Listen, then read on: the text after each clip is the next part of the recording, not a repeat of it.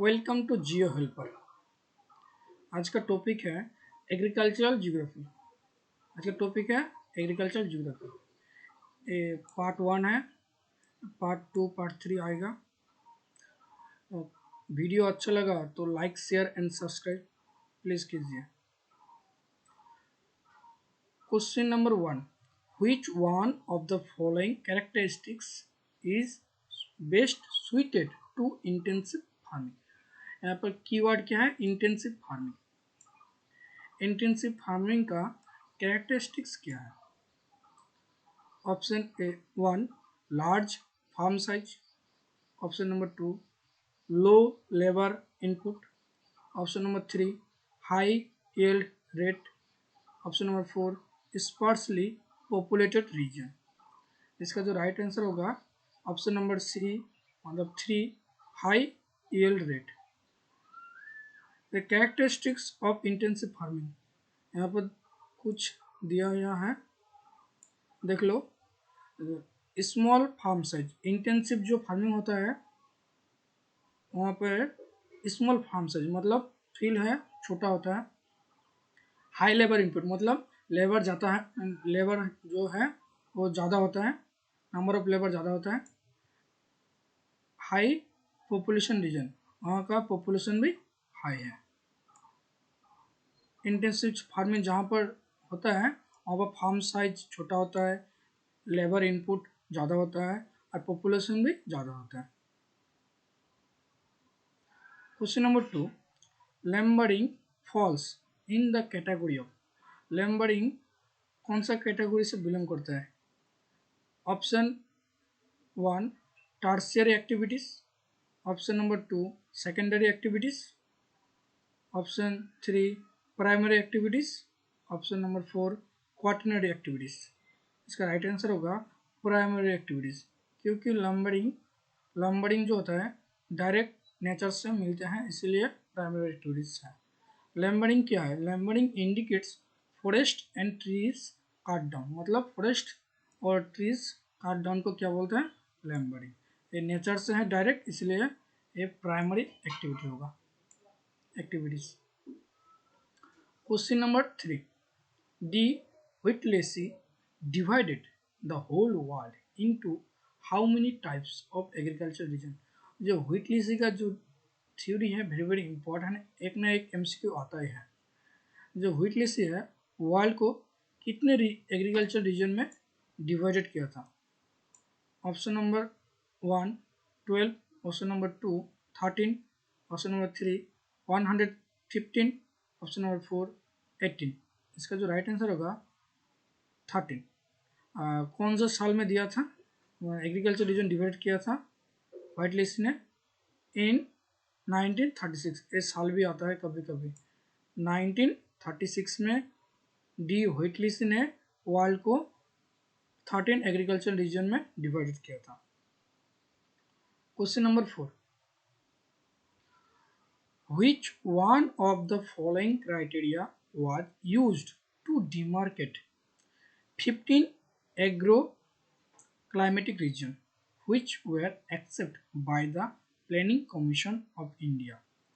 Now, Niti Aayog to initiate regional approach to agriculture planning during the 8th 5-year plan। मतलब जो criteria है 15 agro climatic reason को divided करने के लिए किसने लिया था? प्लानिंग कमीशन ने लिया था। अभी जो नाम है उसका नीति आयोग। उसका जो क्राइटेरिया है मतलब किसके बेसिस में डिवाइड किया था? Option number 1 climate soil characteristics and rainfall, option number 2 climate soil characteristics and water ability, option number 3 climate, soil characteristics, rainfall and water ability, option number 4 climate, cropping pattern and rainfall and water ability। इसका जो right answer है, जो criteria है divided करने का, इसका जो right answer है option number 3 climate, soil characteristics, rainfall and water ability. अच्छे से याद करना, एक एमसीक्यू आता है 1 ईयर बाद। हाँ, जो क्राइटेरिया है प्लानिंग कमीशन ने एब्जॉर्ब किया था, एडॉप्ट किया था, जो एग्रो क्लाइमेटिक रीजन डिवाइडेड करने के लिए कितना 15, ये भी आता है कितना नंबर ऑफ 15। तो किसके बेसिस पे? Climate, soil characteristics, rainfall and water ability.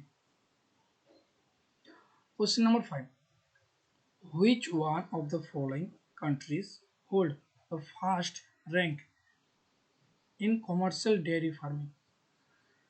Commercial dairy farming मतलब मिल्क प्रोडक्शन में, मिल्क जो बिजनेस है उसमें कौन सा कंट्री टॉप में है? Option 1 USA, option 2 India, option 3 China, option 4 Pakistan. मतलब 2015 में, अकॉर्डिंग टू 2015 यूएसए था टॉप में, लेकिन अभी जो है 2020 की डेटा सेंसस अकॉर्डिंग, तो इसका राइट आंसर होगा इंडिया। कॉमर्शियल डेयरिंग फार्मिंग अभी टॉप रैंक है India, then USA. India 22% share करता है वर्ल्ड में, फर्स्ट रैंक में है, सेकंड रैंक में है USA, then third China, fourth Pakistan. Question number 6, which of the following does not fall under the intensive substance rice cultivation? मतलब does not है, intensive substance rice cultivation के under नहीं होता है, मतलब कहाँ पे नहीं होता है इंटेंसिव सब्सटेंस राइस कल्टीवेशन, कहाँ पर नहीं होता है? ऑप्शन 1 साउथ ईस्ट एशिया, यहाँ पर तो होता है, यहाँ पर तो इंडिया है। Southern China and Japan, Nile valley and delta, coastal and delta area of India, ये तो होता है, यहाँ पे भी होता है। साउदर्न चाइना और Japan, Nile valley and delta, इस दोनों में से कोई एक आंसर होगा। तो इसमें option number 3 Nile valley and delta, इसका जो राइट आंसर होगा Nile valley and delta. Question number 7, the major occupation of the people of Mediterranean lands is. Mediterranean lands मतलब तो हो गया फ्रूट्स, तो इसका तो राइट आंसर ऐसे ही मालूम पड़ गया, फ्रूट्स। तो इसका राइट आंसर होगा option number 4 growing of grains and fruits. हाँ, मेडिटेरियन रीजन जब भी होगा तो क्या फ्रूट्स के बारे में होता है। हाँ, फ्रूट्स है यहाँ जो सबसे ज़्यादा होता है। Which state in USA grows wheat in spring season? wheat जो होता है स्प्रिंग सीजन में होता है ज़्यादा यूएसए में, कौन सा स्टेट में?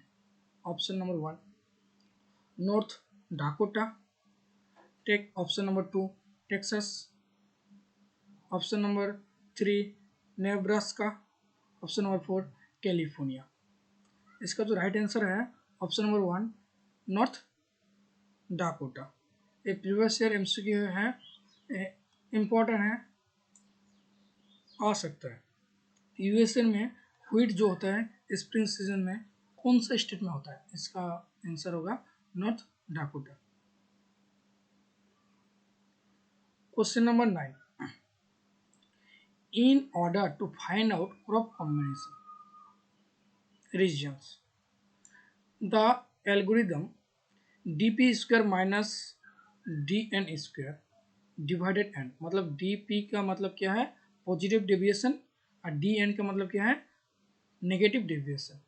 n means number of crops under the consideration, मतलब ये फॉर्मूला जो है dp square minus dn divided by n, ये फॉर्मूला किसने दिया था?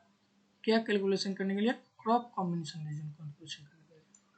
इसका ऑप्शन नंबर 1 है Doi AK, Rafiullah SM, Weaver GC, Smith HR।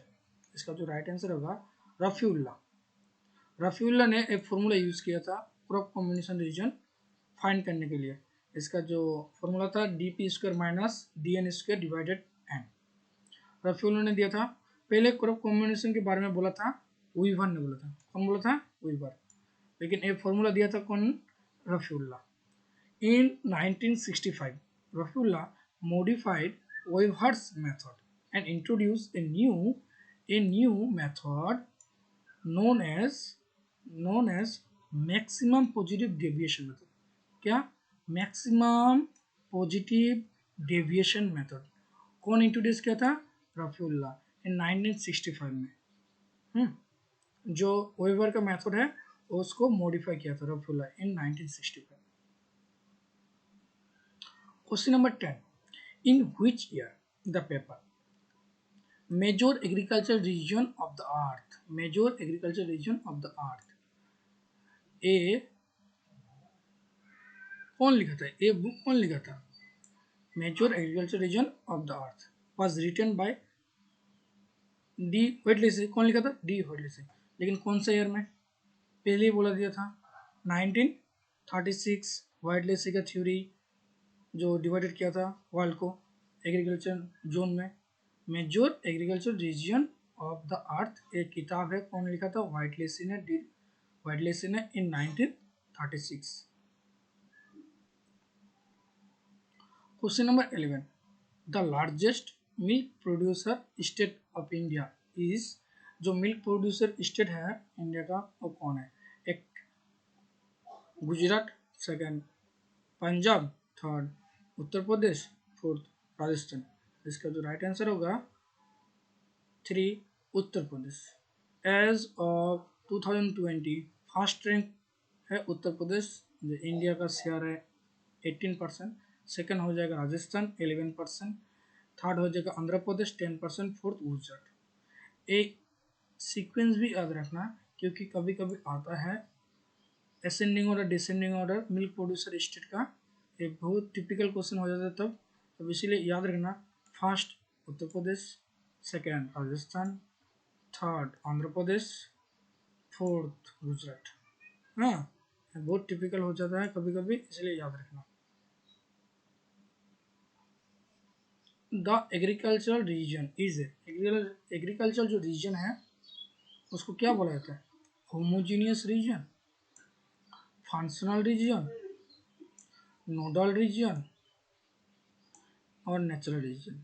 क्या बोला जाता है? एग्रीकल्चर रीजन मतलब सिमिलर कैरेक्टरिस्टिक्स, तो इसका जो आंसर होगा option number A homogeneous region. मतलब सिमिलर कैरेक्टरिस्टिक्स जब होगा तो होमोजीनियस रीजन होगा। और होमोजीनियस रीजन को क्या बोला जाता है? Formal region. क्या बोला जाता है? Formal reason.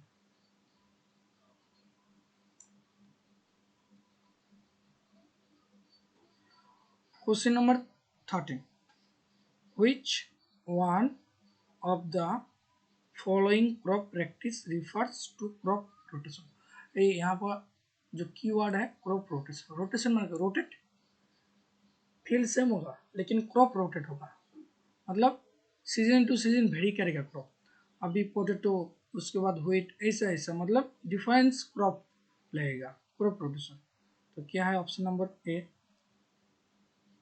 cultivating more than one crop in same field in defined season, cultivating the same crop मतलब तो क्रॉस हो गया इधर ही, cultivating many crops in same field in one season में कैसे होगा? cultivating one crop in one season followed by different crop in the next season in the same field, ये तो करेक्ट आंसर होगा। मतलब एक सीजन में एक ही क्रॉप होगा, फिर नेक्स्ट सीजन में डिफरेंट क्रॉप होगा। हाँ,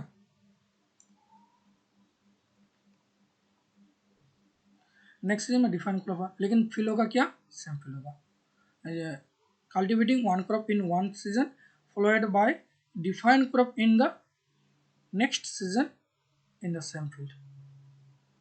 question number 14. Which one of the following factors is more crucial for agricultural development? Agriculture development के लिए कौन सा फैक्टर है मोर क्रूशियल है? ऑप्शन नंबर ए ट्रैक्टर, नहीं। ऑप्शन नंबर बी फर्टिलाइजर्स, नहीं। Option number C irrigation, option number D gentle slope. UGC NET का जो एक क्वेश्चन है कभी कभी आंसर होता है डी, कभी कभी आंसर होता है सी, लेकिन इसका राइट आंसर होगा option number C, irrigation. Gentle slope जरूरी नहीं है, पेडी एग्रीकल्चर के लिए जरूरी नहीं है स्लोप होना जरूरी है। हाँ, इसलिए इसका राइट आंसर होगा इरिगेशन। पानी होना जरूरी है, पानी नहीं होगा तो एग्रीकल्चर डेवलप नहीं होगा। Question number 15, who develop the technique to measure the agriculture efficiency. Agriculture जो इफिशियंसी है वो मेजर करने के लिए कौन डेवलप किया था technique? S S Bhatia, B R L Singh, C S M Rafiullah, D L D Stamp. इसका तो राइट आंसर होगा option number A, S S Bhatia. In 1967 agricultural efficiency, याद रखना, एग्रीकल्चरल इफिशियंसी मेजर करने के लिए कौन टेक्निक दिया था, कौन फॉर्मूला यूज किया था? First S S Bhatia in 1967। Question अच्छा लगा तो लाइक शेयर सब्सक्राइब प्लीज़ कीजिए। नेक्स्ट वीडियो के लिए बेल आइकन को जरूर दबाएं। Thank you.